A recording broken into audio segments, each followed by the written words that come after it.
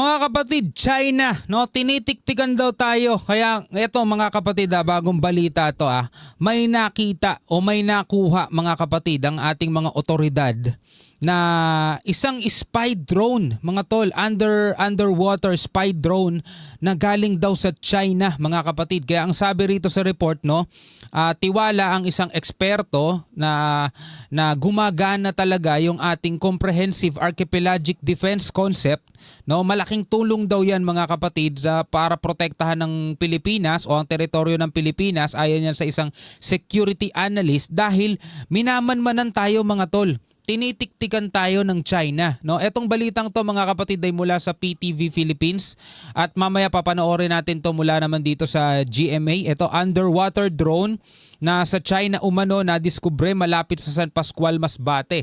Alright, so panoorin natin to, pero bago yan, huwag mong kalimutan mag-subscribe. Click mo na rin ang notification bell para ma-notify ka whenever na may mga bago tayong reaction video tulad nito mga kapatid. Lalo-lalo na mga kapatid, ang pinag-uusapan natin ay ang ating soberanya na dapat natin talagang ipaglaban at ipagtanggol para sa hinaharap at kinabukasan ng ating bansang Pilipinas mga tol. Dahil ito malaking tulong to sa ikauunlad ng ating ekonomiya. Kaya nga exclusive economic zone mga tol para talaga dapat sa ekonomiya natin yan. Ang problema yung mga isda dyan, no, ay hinuhuli ng ibang bansa tapos ibebenta sa atin. Yun ang matindi nun mga tol no.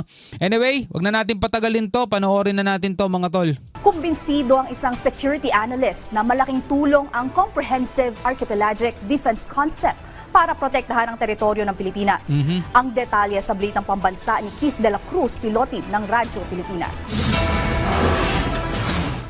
Kung ang security analyst ang tatanungin, tinitiktikan na ng China ang Pilipinas. Sinabi yan ni Professor Renato De Castro sa panayam ng Radyo Pilipinas matapos na matagpuan ng mga mangingisda ang Chinese submarine drone sa Masbate. Ang sabi ni Professor ni Prof. Renato De Castro ay tinitiktikan o minaman nag-i-spy na sa atin mga kapatid ang China. No, dahil nga itong mga mangingisda natin ay nakuha itong isang spy drone, underwater drone, mga tol, na galing daw umano sa China. Tapos na matagpuan ng mga mangingisda ang Chinese submarine drone sa Masbate. Hindi anya katakataka ito dahil pumapalag ang Pilipinas sa isyu ng West Philippine Sea. Hindi katakataka kasi pumapalag tayo mga tol. Diba? Gustong malaman mga kapatid ng China kung ano mga galawan natin dito. 'Di ba? Kung ano mga galawan natin, kung ano yung mga pinaplano. 'Di ba? Kung naaalala ninyo mga kapatid, nag-announce ang ating Department of National Defense o ang ating AFP na balak nilang mag-acquire ng Typhoon mid-range missile capability na talagang inaalmahan ng todo-todo mga tol ng China, at sinasabi nilang i-withdraw daw natin agad-agad yung ating kagustuhan, meaning bawiin natin mga tol yung ating pinaplano na bumili ng MRC o mid-range capability missile mga kapatid, no? At yun ay masasaktan lamang daw tayo, sabing ganon. Mukhang Hindi tayo nananakot kasi ayun ang ebidensya ho yes. Na smoking gun evidence na talaga hong minamatsagan po tayo ng mga Chino. At meron naman ho talaga silang batian. Unang-una ho talaga pinapalagan ho natin sila Yes. sa issue ng West Philippine Sea, South China Sea. Tingin ni Professor Dapat naman talaga natin silang palagan, di ba? Ikaw ba inaagawan ka ng bakuran, hindi mo papalagan? Magiging kaibigan mo pa?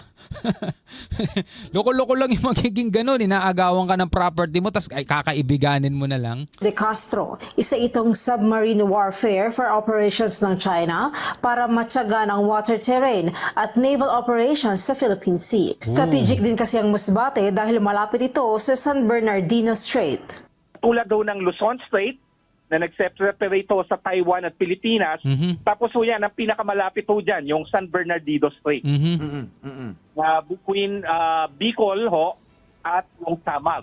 Tapos papaba pa ho niyan yung nagse-separate sa Leyte at Mindanao. Babantayan ho natin yan. Dagdag pa ng security analyst, malaki ang may tutulong ng archipelagic defense concept para sa depensa ng karagatan at teritoryo ng Pilipinas. Sa ngayon, masusi ng pinag-aaralan ng Philippine Navy ang natagpuang Chinese submarine drone. Mula sa Radyo Okay, so para sa karagdagang balita mga kapatid, tungkol nga rito sa Chinese submarine drone na natagpuan sa Masbate, panoorin natin itong ulat mga kapatid, itong balita mula naman to sa GMA, no, na may kinalaman pa rin dito sa underwater drone na natagpuan. No, panoorin natin to. Hinihinalang sa China ang underwater drone na nakuha ng ilang mangingisda sa dagat na sakop ng Masbate. Pangamba ng isang eksperto, posibleng ginagamit ito sa intel operations. Ang tugon dito ng Philippine Navy sa pagtutok ni Ian Krug. Pero ayon dito sa balitang to, no, ay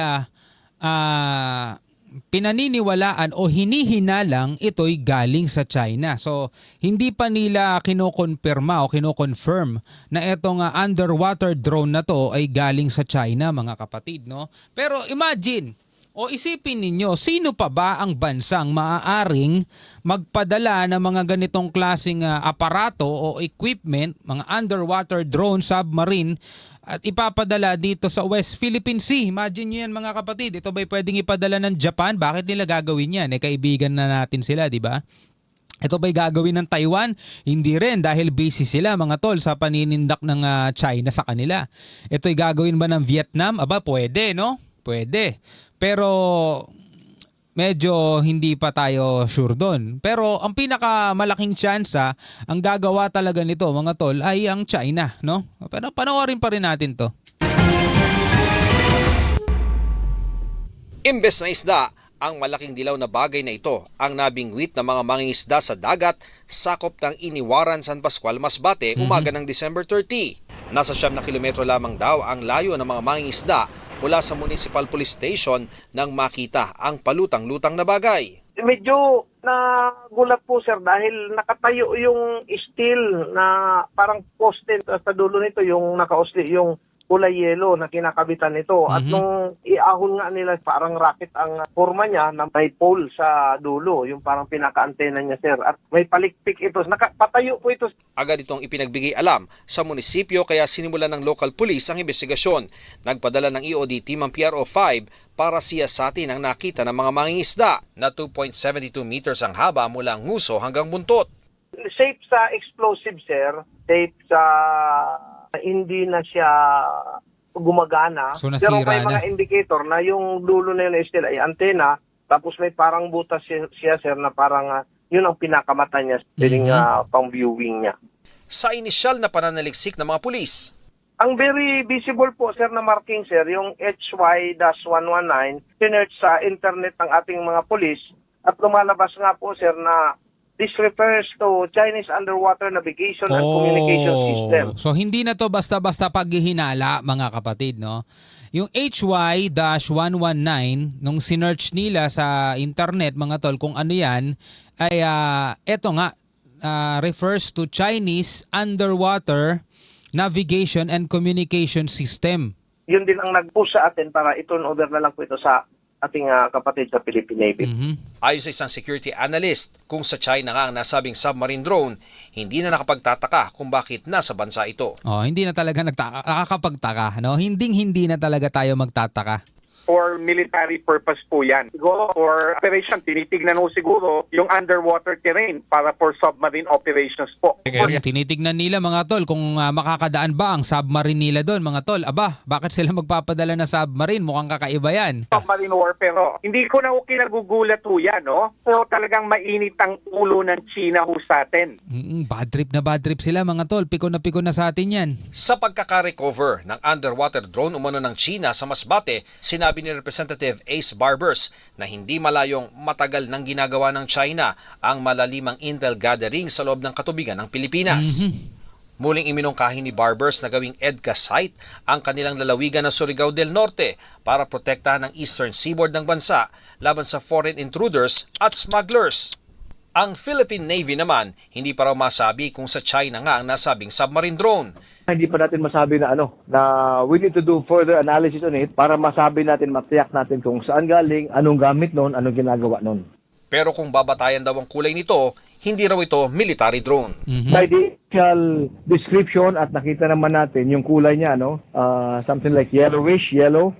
Usually pag bright colors like yellow, red, orange, These are for scientific research or for fish use, like tracking of schools of fish for fishing purposes. They are designed to be seen from the air, kaya bright ang color.